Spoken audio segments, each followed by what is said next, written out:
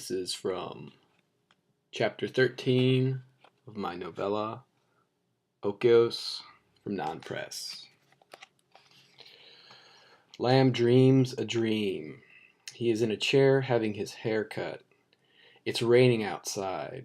He looks at his reflection in a mirror, sees a window behind him, stares, feels nauseous, watches rain hitting the window, running down the glass, disappearing.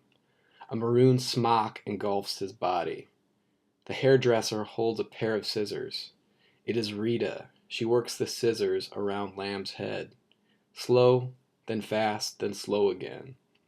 She is a large woman with small feet. Dominican. Lamb thinks all Dominican women are genetically predisposed this way. He feels a hair on his eyelash. He blinks. He blinks again. Less nauseous. Still nauseous. Rita snips. The blade scrapes together with magical crystal inertia. A clump of hair falls on Lamb's smock. He sees it roll off onto the floor. He shivers. He pictures Rita inadvertently cutting one of his ears off. He closes his eyes, sees one of his earlobes floating in midair, plummeting towards the floor. There is blood. It looks like honey against the maroon smock. Lamb presses his tongue against his teeth, tastes something sweet, opens his eyes, sees an earlobe on the floor in a pile of hair. His. Lamb looks around, listens, dreams he is dreaming, thinks he can hear better without his ear. He looks at Rita's fingers, then his legs. His thighs begin cramping violently. The pain feels good. Rita messes Lamb's hair, then combs it. She messes and combs again. There is a curl in the center of Lamb's forehead. He feels an immense amount of hatred for the curl. Veins bulge from his temples. He becomes sick. Rita spins Lamb around, turning him away from the mirror. She stares at him, tells him she has just experienced a grim premonition. Her lips do not move. Her mouth hangs open. Her teeth are small, yellow, and genetically predisposed this way. Lamb looks at the window, then at the scissors. His thighs burn and twitch. Rita is silent but somehow able to communicate with Lamb telepathically. She says she has the supernatural ability to forecast cancer in people. She has done this on several occasions in her native country and has been correct. She has saved some people's lives but has lost others.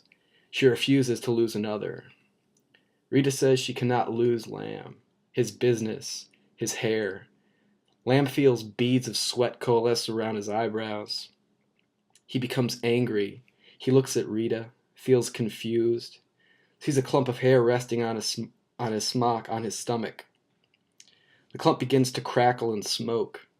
The smoke smells like honey. He moves his legs, dislodges the clump, watches the clump fall to the floor, flaming. He looks at Rita. Her eyes are wide with childlike alarm. She says the word growth, the word inoperable, the word sorry. Lamb imagines dying and feels dead. He thinks he always knew he had cancer, knew he was gradually developing a cancerous condition that would threaten his life, a growth in his brain, his mind, materializing, dematerializing.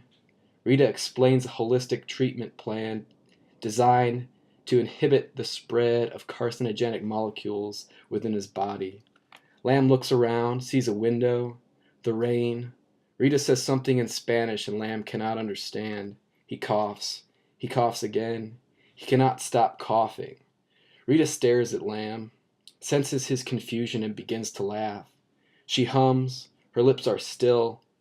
Lamb watches her, adjusts himself beneath the smock, looks at the ceiling, at his ear, feels doomed, closes his eyes, opens them, closes them, keeps them closed.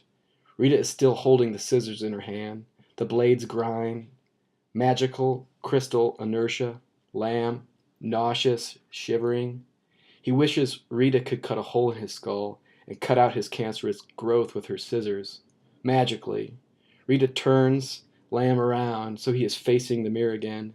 He looks at himself, feels aesthetically inadequate. Half his head is cut.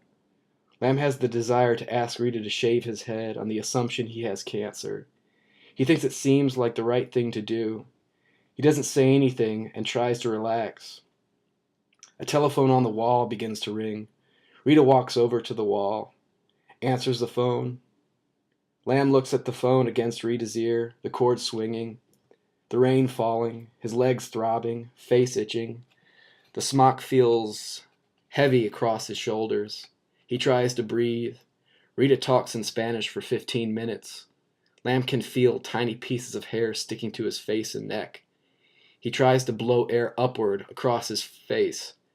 He blows again. He closes his eyes. Dreams he daydreams. Sleeps restlessly, unable to satiate the desire to scratch.